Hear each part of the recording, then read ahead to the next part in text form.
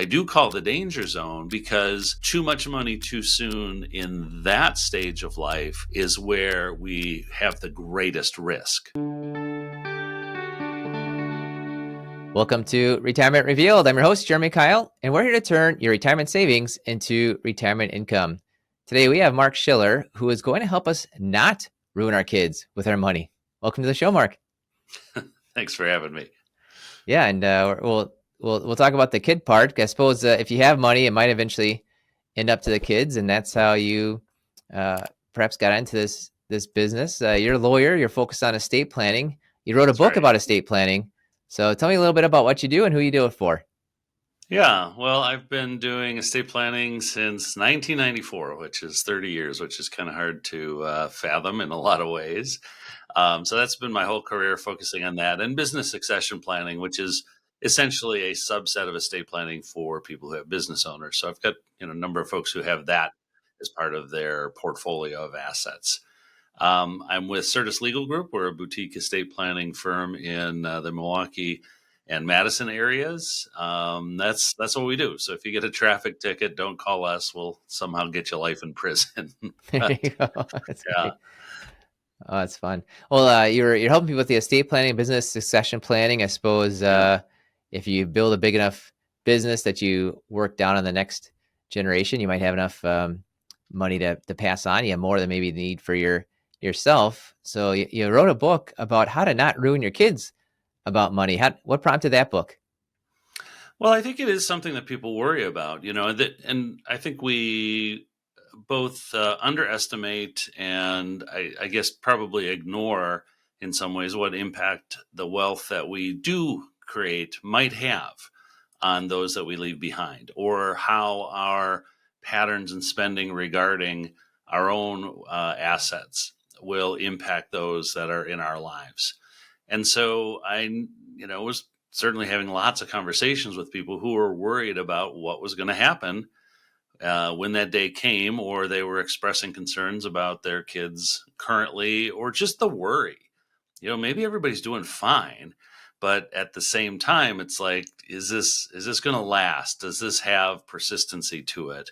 Or is there going to be something that, the other shoe drops and all of a sudden something negative happens with whatever my estate or trust might leave behind in ways that, people really don't want to see. Because we've all got some horror stories, I guess, or some stories that we would say, boy, that's not really what I want to see for me or my family. And people do get concerned. So how do you tackle that? Because we don't have a lot of really good modeling for that. We don't have a lot of open conversations about it. So that was in part where the book came from. Yeah, what I was a bit surprised about, of course, maybe it's my own bias. I've got a 9-year-old, 13-year-old. I thought, oh, perfect. How to not ruin your kids about money. It's how do you keep your 12-year-old on the straight and narrow with money. And I realized quickly, no, this is about your 22, 32, 42-year-old. What are we doing wrong here that we're ruining like our 42-year-olds with money? Well, it's a lifelong process. You don't stop being a parent at a certain point in time. When the kids turn 18, you're still mom or dad. And so, how do you do the things when they're 9, and how do you transition when they're in their 20s? And how does that look different when the kids are now in their 30s, 40s, or even beyond? So, your influence as a parent changes over time. And you've already experienced that on some level with your 9 and, did you say 13-year-old? Yes. Yep. Yeah. So the influence of teachers or peers or media or all those kind of things goes up from when those kids were 3, 4, and 5, right? And then it happens again as your children leave the home and start venturing out on their own, whether that's for college or career or both or what have you. And then you have in-laws come in, and then they have their own kids, and all these other influences certainly in some ways take away from the influence that a parent has, but we set a foundation, and we are always in a position where we can nurture and encourage and coach in a way that can hopefully set the table for as much success as is possible. Yeah, you hope for that success. And it's interesting. I remember one person I met in particular, it was about 10 years ago or so. And they came to my seminar. We're talking about, saving taxes and Social Security, and I'm meeting with them. And they presented themselves as if they had a good amount of wealth. And I thought, okay, this is a 60-year-old couple, and they've got a lot of questions because they've got a lot of wealth. Well, it turns Mhm. out they personally did not have much savings at all for retirement. So I was kind of surprised, like, wait a second, what's going on here? And Yeah. basically, what she was saying is, well, my parents will die, and all. That's my retirement plan. Was basically Ah, what was going on, yeah. which struck me as interesting. Like, you're counting on your mom to die for you to be able to retire. And I don't know. Mhm. Personally, I'm thinking, I don't know how I feel about wealth or money that I didn't earn, but Well, that was their plan. It right. was an interesting situation.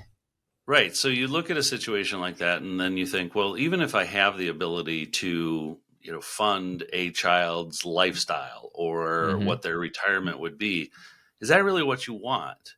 Yeah. I think most of us, but not necessarily all, would want to see our kids be independent, be able to stand on their own 2 feet, so that if your financial world came crashing down, they would still be able to provide and take care of themselves. And there's some value and some self assurance, and I think some things that go along with being Hmm.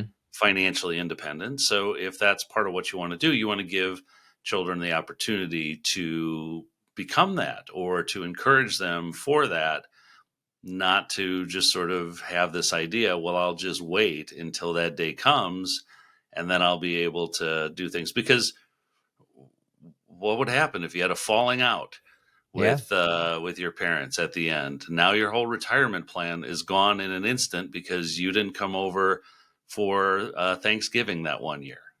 So you definitely want, I think, to see certain things, and as you see those issues, not saying that this was a good or a bad person that you're talking about here, but you saw something in that situation like that doesn't work for my kids, my family, my Hmm. values.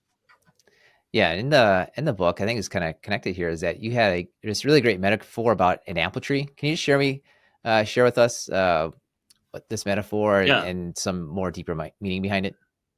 Yeah, this was a while ago. This was sitting in church one Sunday morning, and the pastor. And I don't remember what the purpose of the sermon was, or what the sort of the bottom line was, but he asked the question, "What is the purpose of apple trees?" And sitting there, my first thought is, well, I think the purpose of apple trees is to make apples, but his answer was, the purpose of apple trees is to make apple trees. And just in terms of thinking about it, this was early on in sort of the process about how to give some language to what you do find in the book, which is one of the reasons why this experience and this topic and story, if you will, is in there. But that's really what we want. We want to have our kids be strongly rooted, strong on their feet, who are able to raise strong, moral, upstanding citizens, our grandchildren, and then so on down the line for generations to come. That's a legacy, to be able to have that sort of strong orchard of apple trees over time, as opposed to, boy, we had a good crop in 2024. Hmm. Yep. Oh, that's great. I read that too. I'm like, wait a second, that is it. Like the purpose of being a parent is to raise a good parent, down the Right. road, which is tough because sometimes you just want your kids to be quiet. And it's like, well, maybe that might actually not be the best thing in the adult world down the road. No, and I think it's something we probably all struggle with. My kids are now in their 20s, and my wife and I would talk about how, we're not raising children, we're raising adults. Hmm. And so as you have that mindset, you do think a little bit differently about how much latitude to give your children, how much responsibility you give them, how much voice you give them. And, we probably as parents hold on to certain things too long. And maybe sometimes we give them up too soon, or our kids want to jump ahead too soon. That happens all the time. But at the same time, we want to see them be really strong. And part of that is learning, making mistakes, trying new things, and exercising those muscles so that when you're out there in the real world, you're able to handle yourself. Yep, absolutely. Well, another great story you shared is Warren Buffett's advice on leaving money to Yeah. kids. Tell me about that. Well, Warren Buffett is a quote machine, Yes. and one of the quotes that people talk about quite a bit, and maybe that I just hear it more because of what I do in estate planning. But his probably top quote when it comes to estate planning is that he wants to leave his kids so much that they feel like they can do anything, but not so much that they can feel like they can do nothing. Now, that has an interesting sentiment. I think it resonates with people. There's also the element of, well, if you think leaving your kids less than what you have is not is going to be harmful to them, what does it say about you? When do you have too much that you need to maybe release some of the funds that you have? And I think that's the other side of the question is ask it of yourself. Now, we don't all have Warren Buffett's wealth, but interestingly, I read just in the last month or two that he changed his estate plan and is now leaving his children more than he was before, if I understand it right. And he's also leaving them more responsibility, Hmm. whereas previously his charitable giving was going to go through the Gates Foundation. Now I think they are separating that off. So it's also kind of a fluid thing about how you think of things because now his kids are that much older and you see that much more about what they can have. So as you think about people in the moment, their ability to have the capacity to steward things well should increase over time. And so answering that question is a layered question. And I think it's good to turn it back on yourself, which I don't think too many people do. Yeah, that's right. That's right on. Yeah, it's a bit of well, if I give my kids $1 million, they're just going to ruin it. It's like, well, what's that $1 million going to do to you? Right. Or what did you do to your kids already that they can't handle this Right. level of this wealth? Right. Maybe there's more foundation to keep on to keep building Yeah. on there. Well, or what is it doing to you now? Hmm. Which is in some ways not too much different than what you said. But, as we look at our own relationship with money, I think it's important for us to be self reflective. And are there things that we're holding on too tightly? Because if we're overly concerned about things, then that has an impact on us and that sort of leaks out to others as well. You want to plan well for your retirement, but you also don't want to be so consumed about making sure you're always in the safe zone that you don't even enjoy the retirement you have because you're worried about it the whole way through. Now, that's not everybody, right? But Hmm. I'm sure you have plenty of clients who are just consumed or overwhelmed, anxious, whatever it is that takes away from whatever their life experience is, whether they're retired or not. Yeah, absolutely. Yeah, a lot of the book is more about how are you modeling your connection to wealth as opposed to here's the documents you should sign. Right. Great thing you said in there is your wealth transfer concerns. They aren't solved when you sign the trust, right? You kind of That's like, right. and that's what happens. I feel like a lot of people come in to me and they're asking, okay, how does this trust work? How's that work? What should I sign? What type of document should I have? And I keep telling them just worry about what you want the money to do, and then ask a state lawyer like Mark, well, how do I do that? Right? Just think about here's what I want to do with the money, and think about how much you want for restrictions on there, because you can set up a ton of restrictions on what happens. But then uh, the reason you have restrictions is maybe things aren't perfect. Well, restrictions aren't going to solve the imperfection. Now, what are you doing? You're putting one kid in charge of another kid's money, or there's all kinds of Right. repercussions that maybe you've seen.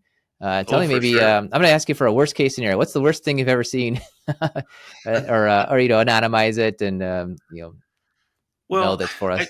I think, in some ways, lawyers are trained to think about worst case scenarios. Sure. That's Yeah. a lot of law school. Hmm. And because of that, I think there's a predisposition for estate plans to be crafted in a way that are more heavily weighted towards the worst case scenario occurring than good scenarios playing out. So when I put together estate plans, I try to leave plenty of room for things to go well. And if there are some things that do come up that are negative, well, let's talk about how we want those to go. Because if you've got like a 23-year-old, let's say, who is struggling, they're just not finding their way. Maybe they've got some bad behaviors. Adding some money into the mix would be bad at that point in time. Well, that doesn't mean that's who they're going to be when they're 33 or 43 or 53. And so if you just take a look at that snapshot and say, I want to guard against all the things that are bad today, well, then you put this heavy, heavy structure on that particular kid's inheritance. And when they receive it, now that structure doesn't match what the future scenario is, and it can be sort of limiting, it could be demeaning, it could feel like a slap in the face. How could you not trust me? Look at what I've accomplished, all these sorts of things. So whatever you put together, you don't want to make all your decisions based on fear. Mm-hmm. And so, in some ways, when you see How to Not Ruin Your Kids with Money, you could say, well, that sounds like it's a negative book.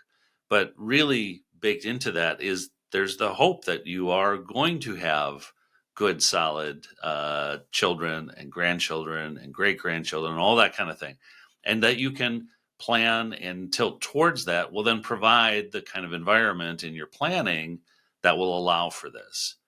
In terms of, the kind of things that you see people do. I mean, you brought up one scenario where people may say, well, this child is responsible and this one isn't. And so I'll put the responsible child in charge of the irresponsible child's share of the inheritance.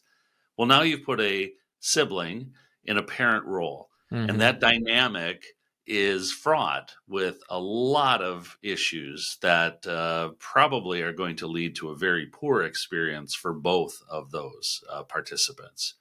So take a step further. Walk down a few years. How do we feel like this would work out? Is something we need to do, and not just assume, well, this is someone who is never going to be able to do anything well in their life, and so they get this lockdown, hard to shake loose a nickel kind of thing. We need to leave room for the good. I like that. I like how you got to leave some room for the good, but you do talk about something called the danger zone. Tell me a little Yeah. bit more about the danger zone. Maybe it's a Hmm. danger zone for us that are older and have the money, but it's Yeah. connected to the kids that perhaps might be not getting the money exactly then, but they're entering this time of life. Tell me about this. Well, I think, when you naturally look at the way we progress and mature, there is childhood, and when people are minors under age 18, you don't have the legal capacity to do most financial transactions. You don't have the ability to contract. You need someone to manage things for you. And so parents who are starting out with children who are minors want to make sure they have guardians established so that you could address whatever those issues might be in terms of taking them to the doctor, managing their money, or whatever it is. After that point, after that point, not necessarily right at age 18, this can certainly bleed over past age 18, you'll start to move into this maturation process. And that's the time where the individual is going to be figuring out more of who they are, how they are going to interact in the world. There are big things happening that may be where they're defining what their career is going to be. There may be definitions in terms of their relationships. They start to decide what kind of financial patterns they're going to have in terms of their own spending or investing or what have you. Relationships are formed. Maybe they start having the first child or two or three or whatever it is. There's so much happening in this period of time, and life is really in flux. Once you get past that, which if you could sort of bell curve it, is probably 95% of people will get through this stage of maturation between 25 to 35 or so. And it may be that that's pushing out a little bit later than that, just given sort of the just sort of epidemic of, I Mm-hmm. guess, anxiety and other concerns that will stretch out making some of those decisions, I suppose, and gaining that sort of muscle ability, strength to be able to kind of move forward. But at some point, the cement sets, or at least mostly does. And then you move to whatever, however mature you're going to be. And there can be changes that happen after that, but changes are less likely once you pass through that point. So that middle stage, I do call the danger zone, because too much money too soon in that stage of life is where we have the greatest risk. If you leave a $500,000 inheritance to a 19-year-old, the odds of that going poorly are much greater than the odds of leaving that same amount to a 73-year-old. The 73-year-old has lived a life, has hopefully done their own financial planning, so that when those funds come in, it's not going to be something that you decide, oh, now I have enough to retire on. Well, at 73, it's a lot harder to retire on $500,000, but a Mm-hmm. 19-year-old doesn't know that. Right. So that's why that danger zone is kind of the one you want to protect for those worst case scenarios, or those influences that can really get somebody off the center Mm-hmm. too much. And so that's why we call it the danger zone. Yeah. Well, like I said, and the danger too for ourselves is you maybe set up the estate plan for these 20-year-olds, and oh my goodness, they get a $500,000, $1,000,000. But then you have those same restrictions when they're 40 and they've kind of proven themselves. I'm thinking of someone in particular who's got kids that they're doing quite well. I think they could handle things, Yeah, and I yeah. think the parents just are having a little bit. It's like they're not willing to let up some control, and it's like, okay, Hmm. you told me how great your kids are and how successful they are in life, and then you tell me they can't handle any of this stuff. It's like, okay, well, I think they can, right? So it's almost like a danger to us. Like maybe we get stuck, and all right, this is how the kid acted one time as a 20-year-old, so that's how it's going to be for the rest of life. So Well, um, if you don't show that trust, that's messaging. true, yeah, it's a That danger zone of how what we're saying to our kids as a 20, 25-year-old is maybe setting them on the path for, okay, well, this is how I act and this is who I am. right, right. Yeah. One of the ways that people respond to this issue that I see the most is they'll say, well, let's have, typical might be, let's give them a third at 25, Mm-hmm. half of the balance at 30, and the rest at 35. Yep. Very common planning. And the idea with that is that if they blow the first round, they'll learn some life lessons and do Mm-hmm. better with the next. And there is an opportunity for learning there.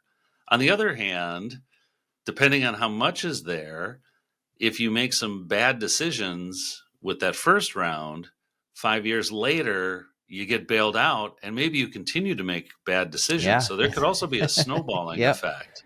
Yep. So, it's just we want to be thoughtful about whatever types of structures we put in place, and think about how will those land on these particular individuals, and are there Right. ways that we can manage this in a way that gives the opportunity for learning, but maybe have some more ability to kind of grow into it a Right. little bit more.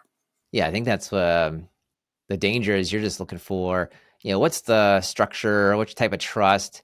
And the answer is really more, okay, ask yourself more questions about what you want to impart with values and Mhm. how you want to see this go. And do you really want to put all these restrictions on it for forever with that? So it's more of the answer isn't the trust. The answer is how do you create little t trust between you and the kids Right, and right. things like that. That's good.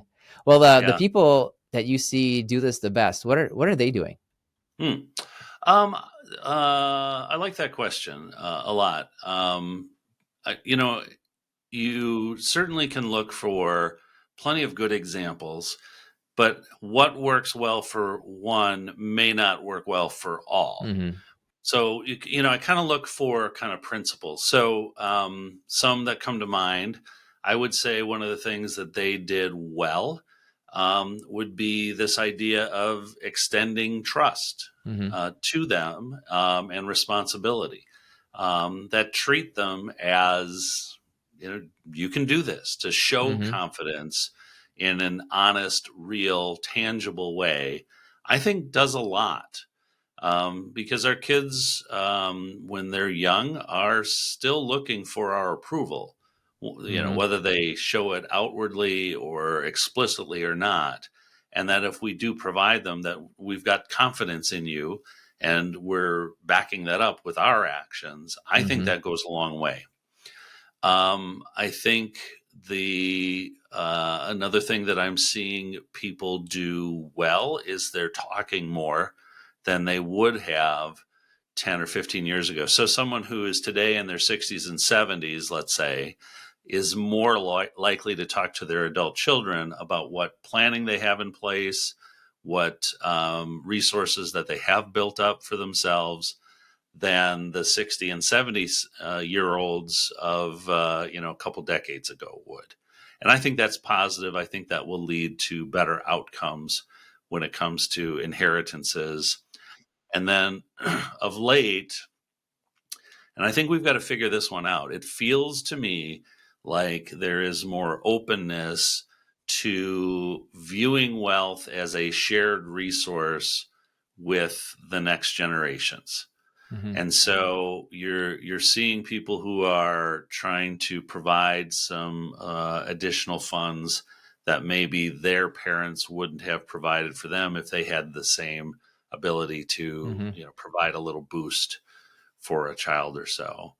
It's really conversations, confidence in your next gens, and being honest about yourself too. I think is a big part of it. And if you have made some errors or some things that you wish you had done a little bit differently, then to own up to them, I think is a healthy thing, and I think that goes a long way towards giving the next generation maybe some additional confidence and some additional ability to enter into more dialogue, exchange, and partnership with you as their parent. Yeah, absolutely. Well, you shared a bit about the estate planning. I'm assuming you've got your estate plan well set, but I'm curious as a show about retirement. What do you feel like retirement looks like for you? Well, that's an interesting question because, when you do estate planning, I guess it's probably the same for doctors too.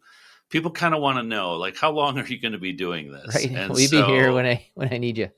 right. And so for me, I think the way I answer the question, I look back a little bit. At one point, I had 7 of 8 great grandparents living. Wow. And my mother, who was born in the Netherlands, her grandfathers both biked to work until they were in their 80s Oh my goodness. and stayed active. Now, I am not biking to work. Probably would be a good idea for me to do that, but I'm not. But I really enjoy what I do. I enjoy the people that I get to serve and walk life's pathways with. I just don't see a reason to want to, retire early from all that. Now, I probably don't want the same pace when I'm 75. But for me, I feel like part of retirement is managing and staying engaged in my vocation for for a long, long haul. Now, we don't know if health is an issue, or family health, or other things can certainly come and throw a curveball. But for me, I feel like I want to have an active, productive, be a contributor. I'm not going to be someone who is hitting the golf course every day. That's not my thing. That would be very frustrating for Hmm. me, and I love what I do. So why not keep doing it?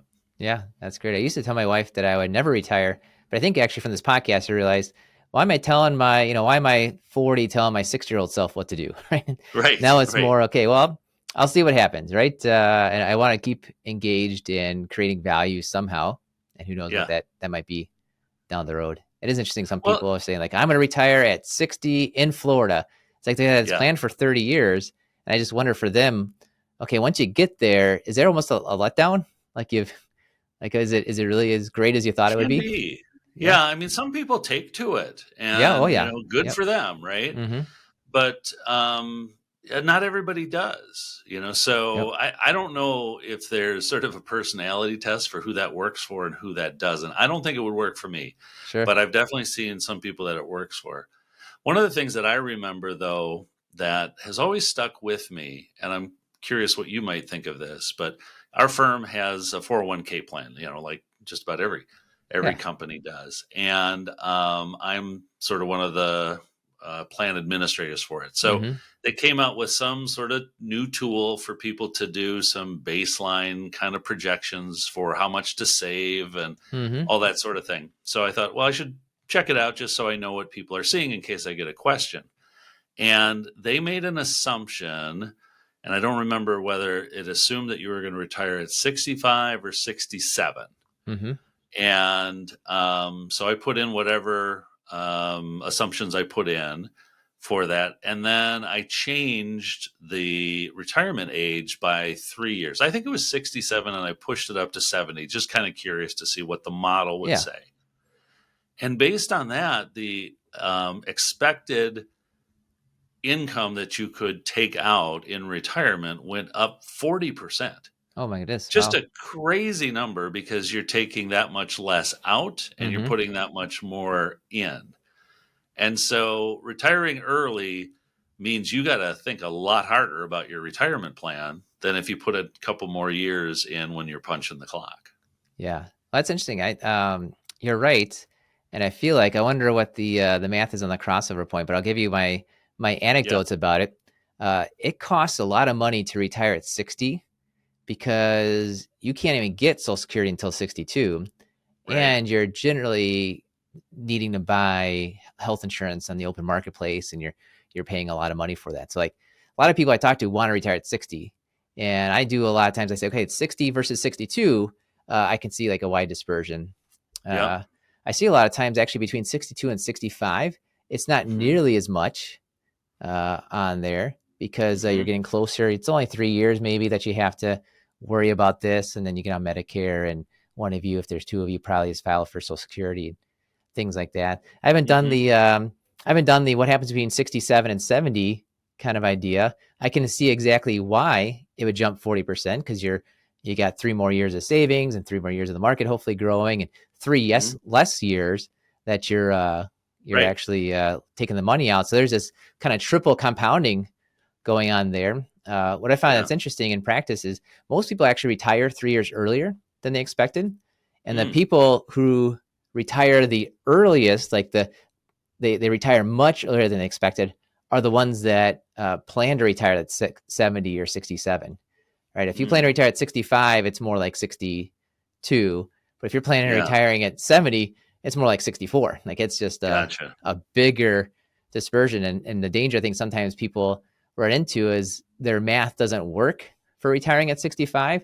So they just say, well, I'll Right. just work till 70. And odds are they're not actually working to 70. So they've maybe given them, it's good for them for finding a solution, but that solution Right. itself, most of the time actually doesn't pan out because you get to Yeah. You have 62 to and be. 65 and you can get on Social Security, Medicare. That's quite a temptation. Yeah. Well, you should be conservative probably with all of your assumptions when you're retirement planning, including how long you plan to work. Yeah, right on. Yep, Hmm. exactly. Well, I've got one more question for you, Mark. Before that, tell us Okay. what's the best way to reach out to you? Yeah. Well, people can find me at certuslegalgroup.com or markshiller.com. That is site with a number of articles that also were kind of a precursor to what you'd find in the book. It's also a place that you can find the little book of estate planning for those who are interested in that resource. It's a digital resource, kind of baseline questions that people might be interested in with respect to their estate planning. And then you can get the book there as well as on Amazon and Audible. There is an audiobook version for those who like that, and so on and so forth. But otherwise, I'm on Twitter, LinkedIn, all You that got kind it. of stuff, or just shoot me an email at mschiller@markschiller.com. There's no C in Schiller. That got left on Ellis Island Yes. 100 some years ago. And be happy to connect with folks, and hopefully they enjoy the book. I think people have been. Yeah, I got one of my friends on Facebook said you got to check out this book, so I immediately did, and then I reached out on LinkedIn, realized you're local to me in Yeah. Milwaukee, so a couple different connections there. I'm gonna have a link to the little book of estate planning, a link to how to not ruin your kids with money, your website, all those on there as well. And I like books in general. I like your book especially. I like giving away books. So the first three people who email me, podcast@keilfp.com, podcast@keilfp.com. I will send you out a copy of How to Not Ruin Your Kids with Money. So that'll be a good resource. And if you're not one of the first three, you'll have the link there. You can get the book through Amazon.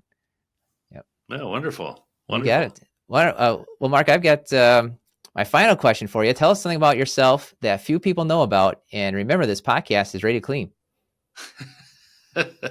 Well, I don't have anything too juicy or saucy to disclose, anyways. But the thing that probably is the other part of my life that had been probably more separate in the past than currently, but I've been doing improv comedy professionally since 2001.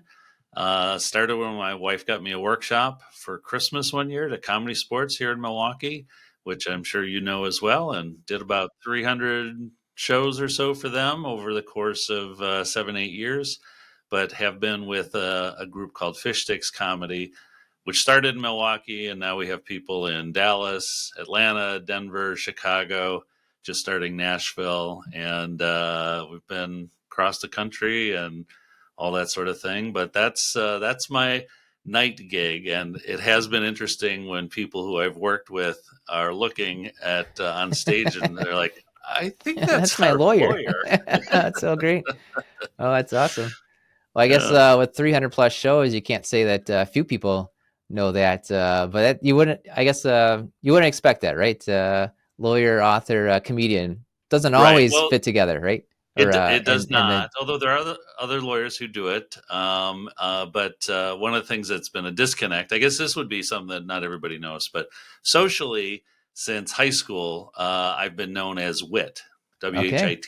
That's been my nickname. So for comedy, that's how people know me. So, ah, when that first started getting out there were some who thought I had a twin brother out there. And sure. so I've had this sort of dual existence Oh, that's for a great. while. Like I said, it's merging together more and more. I So suppose this is great. It sounds like more and more like a TV show that you can do. That'll be your next gig instead of the book. there you go. There you go. Awesome. It's a Brady Bunch episode, right? There was always Yes, the, absolutely. the person who played the twin of themselves. Hmm. So I like it. Good. Well, thanks for coming on, Mark, sharing your wisdom on how to not thank you. ruin our kids with money. Appreciate it. Appreciate the time. Absolutely. And thank you for listening to the Retirement Reveal podcast. We believe that if you know more about your money, you will feel better about your money and you will make better money decisions. Hi, I'm Jeremy Keil, owner of Keil Financial Partners. And if you're interested in seeing how we help our clients get more income, pay less in taxes, and avoid big retirement mistakes, make sure to go to keilfp.com. That's KEILFP.com.